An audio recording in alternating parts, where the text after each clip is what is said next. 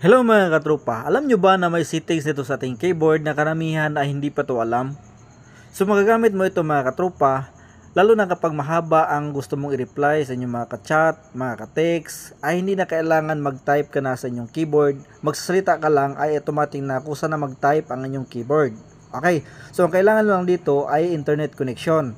So data or wifi, pwedeng mo magagamit, hindi ka na kailangan mag-manual type, magsalita ka lang ay automatic na mag-type ang inyong keyboard. So makikita mo itong parang mic mga katropa, i-click mo lang, tapos mo mag-click mga katropa, magsalita ka lang ay automatic na mag-type. So kapag i-click natin ito, ay hindi maririnig na aking screen recorder. So hindi nyo maririnig mga katropa ang aking sinasabi kasi na-off ang ating screen record kapag i-click natin ito. Okay, so try natin i-click.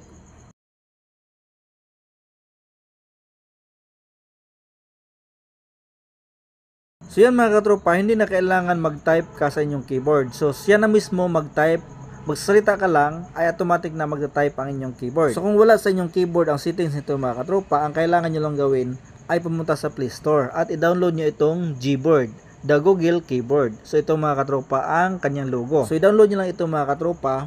Pagkatapos nyo ma-download mga katropa, ay hindi nyo ito makikita dito sa home screen. Punta lang kayo sa settings ng inyong mga cellphone. Scroll down, hanapin nyo lang itong additional settings. So kung may search bar ang inyong settings, i-search nyo lang ang language and input. Okay, so sa akin mga katropa ay keyboard and input method. Click ko lang. At makikita nyo dito mga katropa ang manage keyboard. So i-click nyo lang, dapat naka-activate itong Gboard. Okay, so ang ating gagamitin ay Gboard. So i-click nyo lang ang Gboard kung keyboard ng cellphone ninyo ang ginamit ninyo. Tapos, click nyo itong current keyboard. So, dapat naka-Gboard mga katropa ang ating keyboard.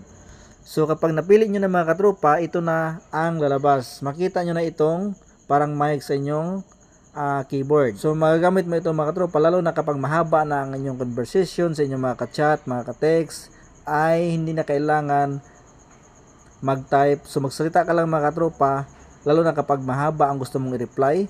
So automatic na mag-type ang inyong keyboard basta may internet connection.